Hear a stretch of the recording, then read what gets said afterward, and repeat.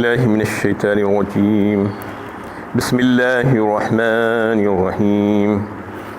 والذین اذا اصابهم البغی هم ينتصرون، اور جب ظلم و زیادتی کا شکار ہو جاتے ہیں تو ضرور بدلہ لیتے ہیں۔ یہ سورہ شورى کی 39 نمبر کی آیت ہے۔ ان آیتوں میں اور اس سے پہلے کی آیتوں میں یہ بات چل رہی تھی کہ اللہ کے جو نیک بندے ہوتے ہیں ان میں یہ اوصاف پائے جاتے ہیں۔ پھر اس آیت میں جو بات ہے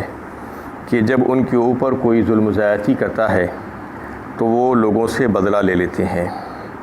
یعنی بدلہ لینے کی ان میں طاقت ہے، اور ان کو حکم دے دیا گیا ہے کہ تم چاہو تو بدلہ لے سکتے ہو۔ وَإِنْ عَاقَبْتُمْ فَعَاقِبُوا بِمِثْلِ مَا عُوقِبْتُمْ بِهِ وَلَئِنْ صَبَرْتُمْ لَهُوَ خَيْرٌ لِلصَّابِرِينَ۔ سورہ النحل 14ویں پارے میں اللہ تعالیٰ نے اس کی اجازت دی ہے کہ جتنا یعنی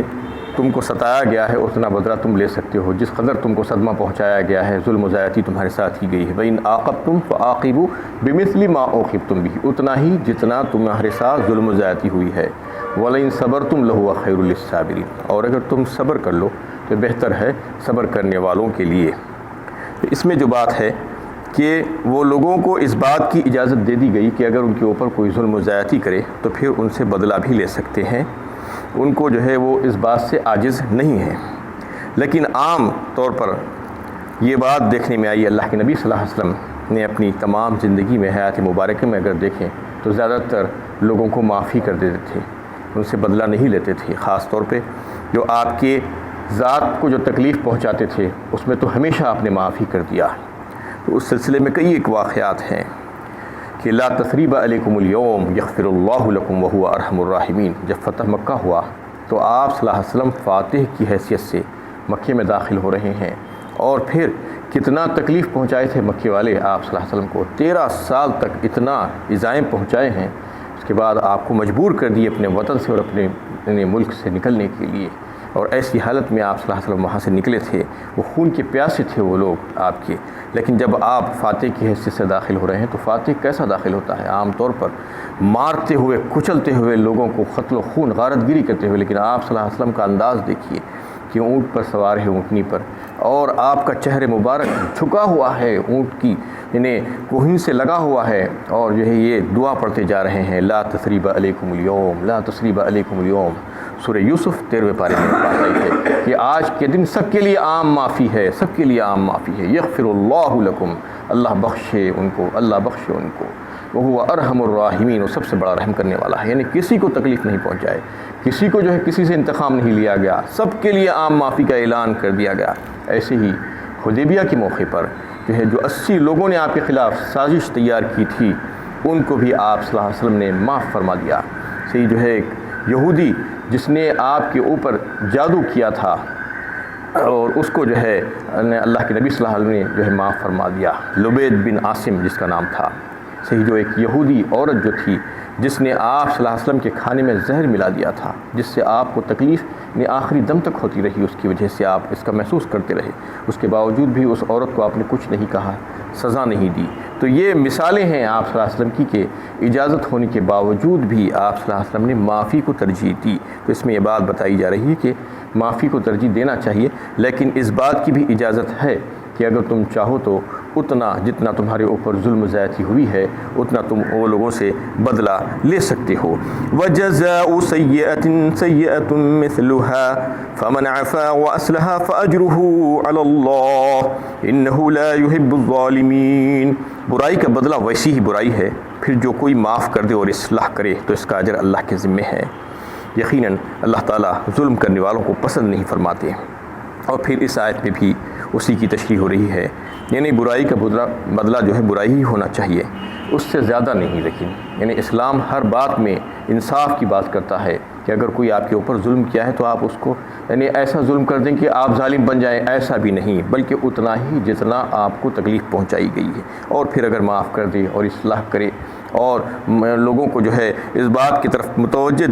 کریں تو پھر یہ زیادہ بہتر ہے، اس کا اجر اللہ تعالیٰ کے ذمے ہے، آپ کو یہ پریشان ہونے کی ضرورت نہیں ہے۔ اللہ تعالیٰ یہ بتا رہے ہیں بدلہ لینے کے مقابلے میں معاف کر دینا زیادہ بہتر ہے۔ اللہ تعالیٰ اس بات کو بہت پسند فرماتے ہیں اور ظالموں سے اللہ تعالیٰ محبت نہیں کرتی۔ وَلَمَنِ انتَصَرَ بَعْدَ ظُلْمِهِ فَأُولَٰئِكَ مَا عَلَيْهِم مِّن سَبِيلٍ، اور جس پر ظلم ہوا ہو اگر وہ اس کے بعد انتقام لے تو ایسے لوگوں پر کوئی الزام نہیں، یعنی وہی بات پھر سے کہ جس کے اوپر ظلم زیادتی ہوئی ہے تو اگر وہ اس کے بدلے میں دوسروں کو بھی تکلیف پہنچاتا ہے اس حد تک تو پھر اس کے اوپر کوئی الزام دینے کی ضرورت نہیں ہے، بلکہ اس کا وہ حق ہے، وہ اپنے حق کو استعمال کر رہا ہے۔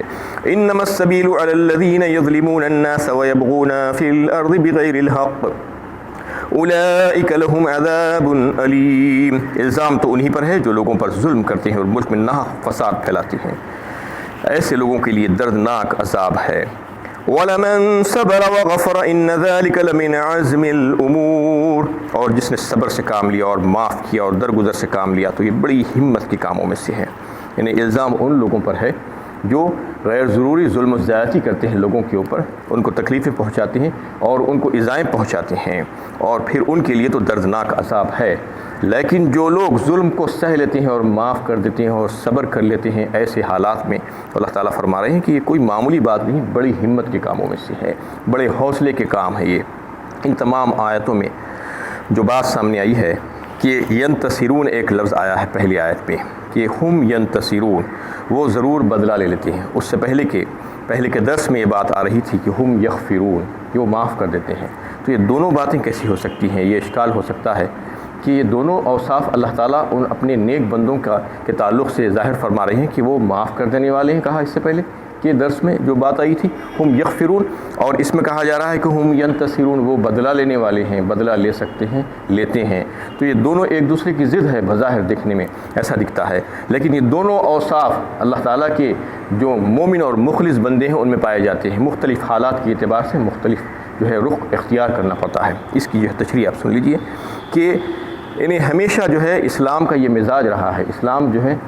کبھی بھی دین اسلام یعنی کسی کے ساتھ ظلم و زیادتی کی بات نہیں کرا ہے، انصاف کی بات کرتا ہے اور ایک طرفہ ایک رخی بات کبھی بھی نہیں کرتا ہے، یعنی کسی کی تائید کرتا ہے اور کسی کی مخالفت کرتا ہے تو اس کا جو ہے حق پر جو ہونا ہے وہ اس کو واضح فرماتا ہے۔ لیکن اس کا مطلب یہ نہیں ہے کہ کسی کو جو ہے اگر یہ کہا جا رہا ہے کہ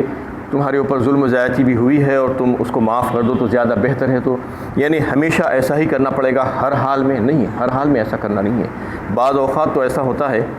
کہ انسان کے اوپر کوئی ظلم و زیادتی کر رہا ہے، ظالم ہے، تو پھر اس کو سزا دینا ضروری ہو جاتا ہے اور اس کی پکڑ اور اس سے انتقام لینا اس وقت بہت ضروری بھی ہو جاتا ہے، کیونکہ شریعت کا عام یہ مزاج ہے کہ شریعت یہ چاہتی ہے کہ عفو درگزر، احسان والا معاملہ ہو معاشرے میں، اور لوگ ایک دوسرے سے محبت کریں، ایک دوسرے سے جڑے رہیں اور وسیع القلبی ہو، اس طریقے سے جو ہے ایک بہترین اور صالح معاشرہ وجود میں آئے۔ لیکن اس کا مطلب یہ نہیں کہ جو مجرمین ہیں وہ دندناتے ہوئے پھریں اور وہ جو چاہیں کریں، ان کو کھلی چھوٹ مل جائے گی، نہیں، ایسا نہیں ہے۔ اسلام تو چاہتا ہے کہ ظلم و زیادتی نہ ہو، بلکہ جو ہے انصاف ہو، سب کے ساتھ انصاف ہو تاکہ لوگ امن و امان کے ساتھ زندہ رہیں، یہ اسلام کا مزاج ہے۔ تو اس سلسلے میں جو ہے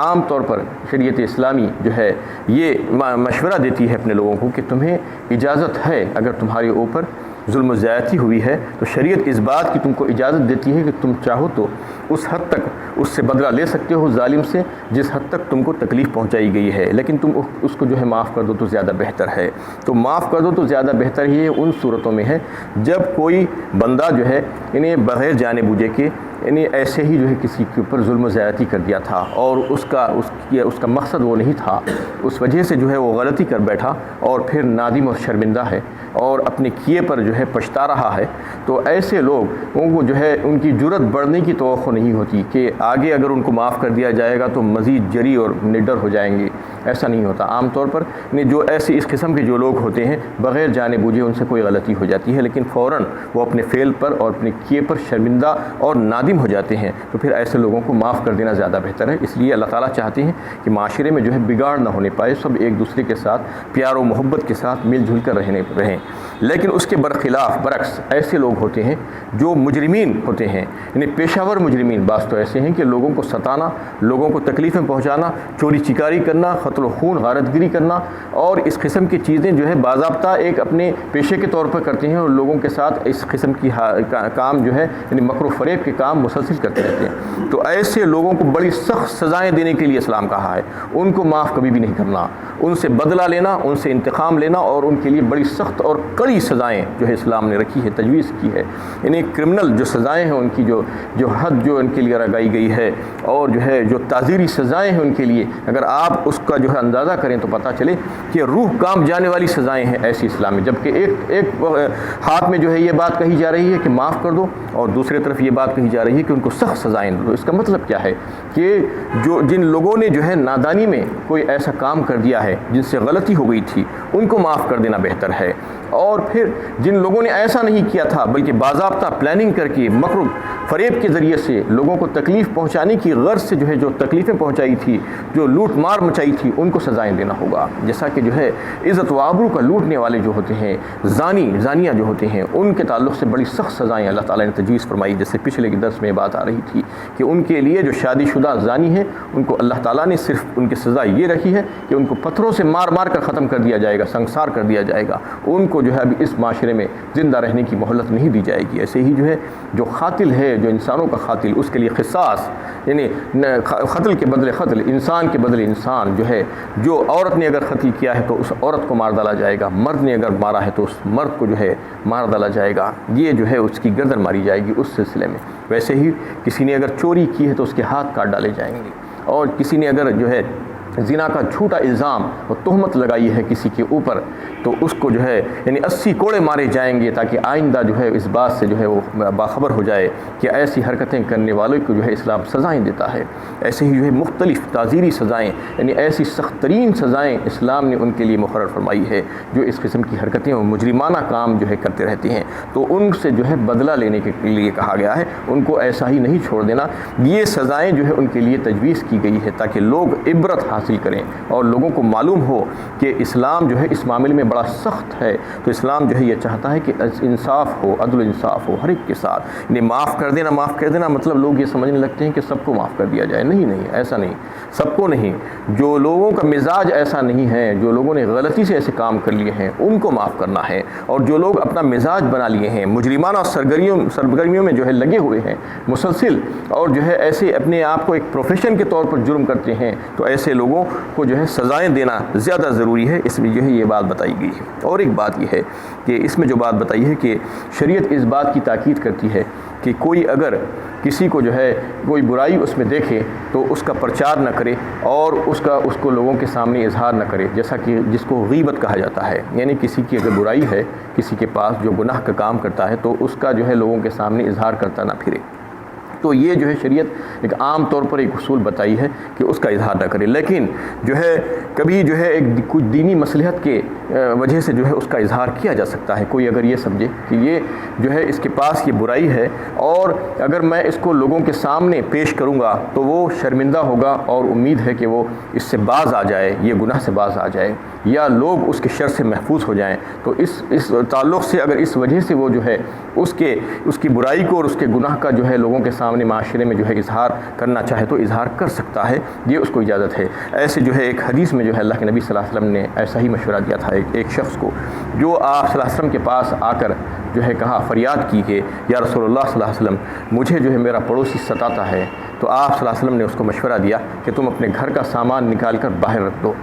اور اس نے ایسا ہی کیا۔ جب گھر کا سامان باہر رکھ دیا گیا تو لوگ آ رہے تھے اور پوچھ رہے تھے کہ کیا ماجرا ہے، تو وہ جو ہے اس کا حال بیان کرتا تھا کہ یہ ظلم و زیادتی کرتا ہے میرے ساتھ، میرا پڑوسی ہے۔ تو بار بار لوگ آ کر اس کو جو ہے اس کے تعلق سے پوچھ رہے ہیں اور لعنت ملامت کرنے لگے۔ تو آخر کار اس شخص کو جو ظالم تھا اس کے دل میں یہ بات آئی کہ میں تو ذلیل ہو جا رہا ہوں، تو آ کر وہ منت سماجت کی اس کی اور کہا کہ اپنا سامان اٹھا لو، میں آئندہ سے تم کو نہیں ستاؤں گا۔ تو اس طریقے سے جو ہے لوگوں کو یعنی ان کے گناہ اور ان کے جو برائیاں ہیں اس کو سامنے لایا جا سکتا ہے اگر کوئی ایسی مصلحت کا تقاضا ہو تو۔ ورنہ جو ہے اس کو چھپا دینا زیادہ بہتر ہے. ان کو تنہائی میں سمجھانے کے لیے کہا گیا ہے، لیکن بعض صورتوں میں جو ہے وہ بھی جائز ہے. جیسا کہ مثال کے طور پر کوئی اپنی لڑکی کسی کو دینا چاہتا ہے اور آ کر جو ہے اس کے تعلق سے، اس گھرانے کے تعلق سے دریافت کر رہا ہے، تو آپ یہ نہ کریں کہ اگر اس کے میں برائیاں ان لوگوں کے سامنے بیان کر دوں گا تو پھر وہ جو ہے شادی نہیں ہوگی. لیکن برائیاں تو بیان کرنا ہی ہوگا. اگر برائیاں ہیں تو آپ جو ہے کھول کر جتنی باتیں آپ کو معلوم ہے وہ ساری باتیں ان لوگوں کے سامنے بتا دینا جب وہ آپ کی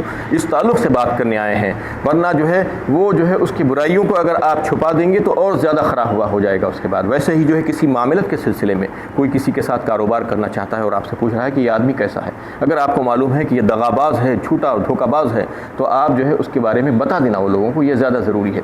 وہاں پر غیبت نہیں ہوگی، یہ یعنی اس کی برائی بیان کرنا میں شامل نہیں ہوگا، بلکہ یہ جو ہے حق ہے اور یہ واجب ہے کہ آپ اس وقت اس کی جو بھی برائی ہے، جو اس کے اندر جو کمیاں ہیں، وہ کمیوں کو وہ لوگوں کے سامنے رکھ دینا چاہیے. ایسے ہی لا يحب اللہ الجہر بالسوء من القول الا من ظلم کہا. یہ 6 پارے میں سورہ نساء میں اللہ تعالیٰ فرماتے ہیں کہ اللہ تعالیٰ کسی کے تعلق سے یعنی آواز بلند کر جو ہے اس کی برائی کو بیان کرنے سے منع کرتے ہیں، لیکن ان لوگوں کے لیے اجازت ہے جن کے اوپر ظلم ہوا ہو. یعنی جس کو اگر کوئی تکلیف پہنچائی گئی ہے تو وہ اس کے تعلق سے بیان کر سکتا ہے، وہ غیبت نہیں ہے. اس میں بھی جو ہے یہ بات سمجھنا چاہیے. یعنی ہر بات غیبت نہیں ہوتی، کسی کی برائی بیان کرنا ہی نہیں چاہیے، چاہے وہ کتنا جرم کر لے. ایسا نہیں ہے. اگر وہ آپ کے ساتھ تکلیف پہنچایا ہے، آپ کو یعنی براہ راست آپ کو تکلیف پہنچائی گئی ہے، تو پھر آپ اس کا اظہار لوگوں کے سامنے کر سکتے ہیں